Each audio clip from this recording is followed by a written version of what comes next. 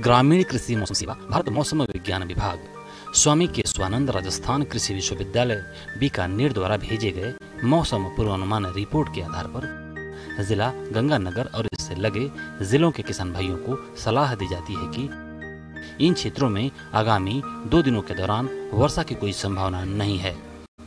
अधिकतम तापमान 41 से 42 डिग्री सेल्सियस और न्यूनतम तापमान 24 डिग्री सेल्सियस रहने का अनुमान है। अधिकतम सापेक्षिक आर्द्रता 27% और न्यूनतम सापेक्षिक आर्द्रता 4% तक रहने की संभावना है। हवा की औसत गति 10 से 11 किलोमीटर प्रति घंटे की रफ्तार से रहेगी। इस दौरान मध्यम गति की हवाएं दक्षिण पश्चिम दिशा से चलने की संभावना है। ऐसे में इन क्षेत्रों के किसान भाइयों को सलाह दी जाती है कि कपास की बीटी किस्मों के लिए प्रति hectare 150 kilogram nitrogen, 40 kilogram phosphorus और 20 किलोग्राम पोटास की आवश्यकता होती है। इसमें बुआई के पहले अंतिम जुताई के समय 1/3 भाग नाइट्रोजन, फास्फोरस और पोटास की पूरी मात्रा ड्रिल करके पाटा लगा दें। नाइट्रोजन की शेष मात्रा का आधा हिस्सा 50 किलोग्राम पहली सिंचाई पर और शेष 50 किलोग्राम नाइट्रोजन दूसरी सिंचाई पर देवें। बीटी नरमा की बिजाई का समय चल रहा है। बीटी नरमा की राज्य सरकार द्वारा श्री गंगानगर खंड के लिए अनुमोदित किस्मों की बुआई करें। इसके लिए बीज की मात्रा 450 ग्राम प्रति बीघा रखें। नरमा कपास की बुआई का समय चल रहा है। इसकी बुआई के लिए उन्नत किस्में RS 2814, RS 2818, RS 2827, RST 9, RS 810, RS 2013, बीकानेरी नरमा RS 875 व मरु विकास जिसे राज HH 16 के नाम से जानते हैं आदि के प्रमाणित बीज का प्रयोग करें। बीज की मात्रा 4 किलोग्राम प्रति बीघा रखें। बुआई से पहले बीज को कुछ समय तक सादे पानी में भिगोएं और छाया में सुखाने के बाद ट्राइकोडर्मा, हार्जेनियम या स्यूडोमोनास फ्लोरोसेंस जीव नियंत्रक से 10 ग्राम प्रति किलोग्राम बीज की दर से उपचारित कर लें अथवा रासायनिक फफूंदनाशी जैसे कार्बेंडाजिम 50 WP की 2 ग्राम मात्रा से प्रति किलोग्राम बीज को उपचारित करके बुआई करें।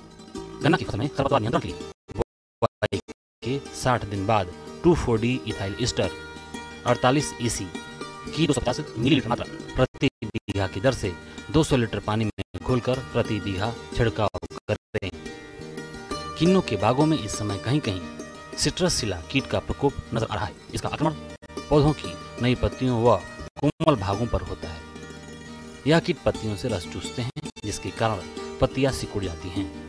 यदि ये लक्षण दिखाई देवे तो नियंत्रण के लिए 25 WG की 50 ग्राम मात्रा प्रति 100 लीटर पानी में घोलकर अथवा नीम का तेल 5 मिलीलीटर प्रति लीटर पानी की दर से घोलकर पौधों पर छिड़काव करें। बारिश को देखते हुए सिंचाई न लगावें व किसी भी प्रकार के रसायन का स्प्रे न करें।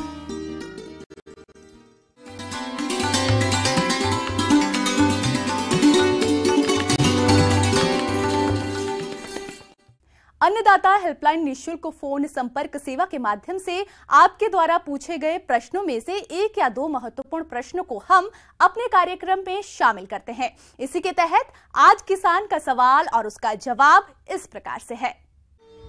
आज की अन्नदाता हेल्पलाइन में हमने जिस प्रश्न को शामिल किया है उसे पूछा है ग्राम डबरी, जिला जयपुर के जितेंद्र यादव ने। आपने यूरिया मोलासिस बट्टिका के बारे में जानकारी चाहिए है, तो इसके लिए देखिए कार्यक्रम का यह अंश।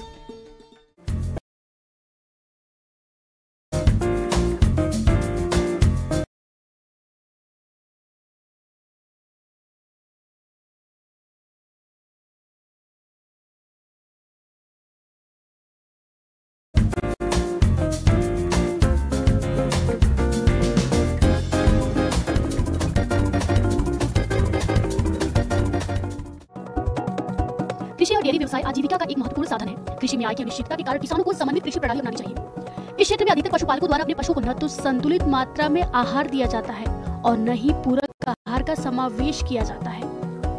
पशु आहार की दिनों दिन बढ़ती हुई कीमतों के कारण प्रति लीटर दुग्ध उत्पादन मूल्य बढ़ा है, जिसके फलस्वरूप पशुपालकों को शुद्ध लाभ में कमी हो रही है। अतः पशुपालक वैज्ञानिक तरीके से पशु आहार प्रबंधन कर अपने पशुओं से अधिक दूध उत्पादन प्राप्त कर सकते हैं। डेयरी पशुओं का दुग्ध उत्पादन बढ़ाने में संपूरक आहार है urea molasses bricks. Urea molasses mineral block urea molasses खनिज मिश्रण और अन्य सामग्री के उपयुक्त अनुपात में मिश्रण के द्वारा तैयार किया जाता है। यह दुधारू पशुओं के लिए ऊर्जा, प्रोटीन और खनिज तत्वों को आसानी से उपलब्ध कराने का बेहतर स्रोत है। यूरिया मोलासिस मिनरल ब्लॉक पशुओं को खिलाने से उनके भरपूर मात्रा में पोषक तत्व तो मिलते हैं। हरी चारे की कम उपलब्धता वाले क्षेत्रों में यूरिया मोलासिस मिनरल ब्लॉक बहुत ही उपयोगी है।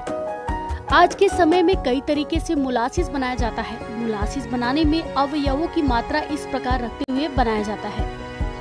यूरिया 10 भाग, शीरा 50 भाग, गेहूं की चापड़ 20 भाग, बाइंडर 10 भाग, खनिज लवण 5 भाग, नमक 5 भाग को मिलाकर किसान आसानी से बना सकते हैं। पशुपालक पशु आहार में यूरिया मोलासिस मिनरल ब्लॉक को नियमित रूप से दुधारू पशुओं को चटाने से उनके दूध उत्पादन में लगभग 10 से 14% तक की वृद्धि होती है। यह एक कम आदान वाली उत्पादन तकनीक है जिनका प्रतिदिन प्रति पशु लगभग 2 रुपए का खर्चा आता है। ये ब्रिक्स प्रत्येक दूध उत्पादन सहकारी समितियों में उपलब्ध है। इस ब्रिक्स को दुधारू पशुओं को चटाने के लिए नाद पर लटकाते हैं।